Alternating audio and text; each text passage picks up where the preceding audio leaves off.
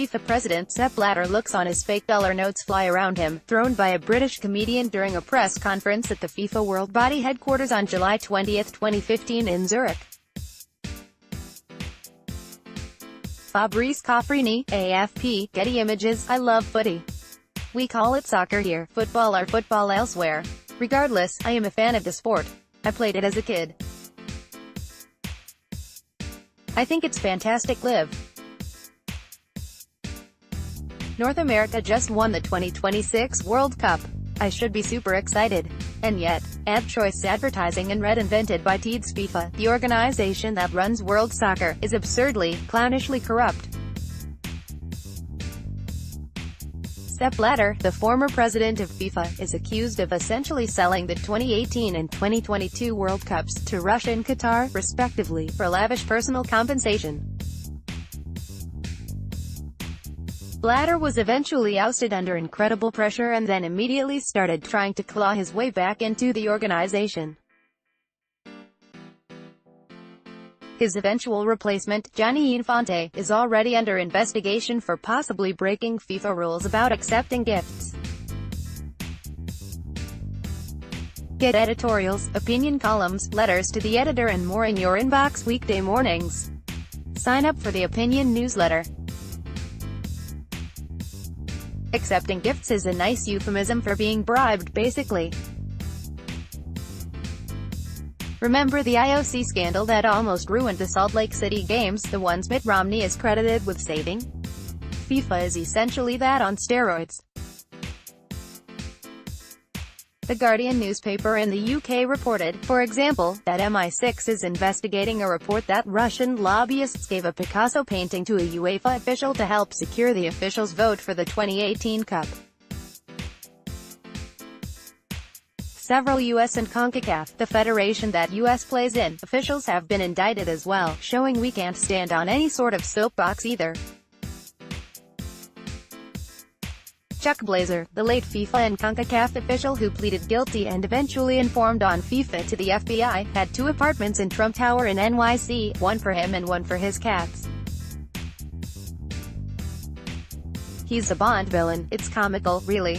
There were, and are still, several investigations into the allotting of the Russia and Qatar Cups. There are credible allegations of financial chicanery in the 2006 Germany World Cup vote, as well as earlier cups.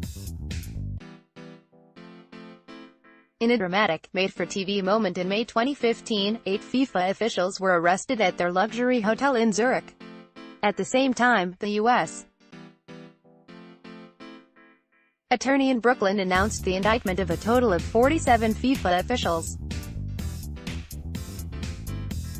According to then U.S.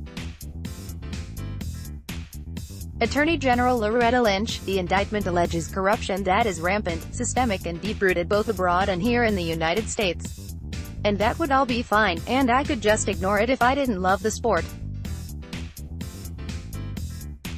So this is kind of an odd love letter. I've been lucky enough to see some great soccer in person.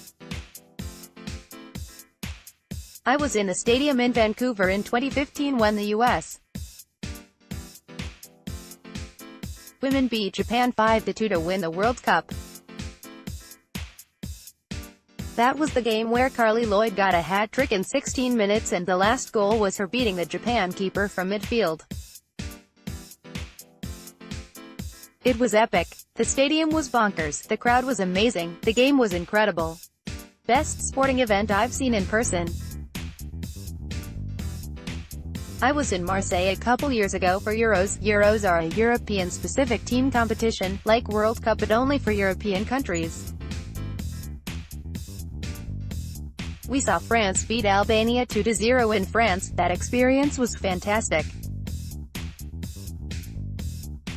I've seen club and country football in the US, France and the UK, from tiny stadiums that hold about 4,000 to the big ones.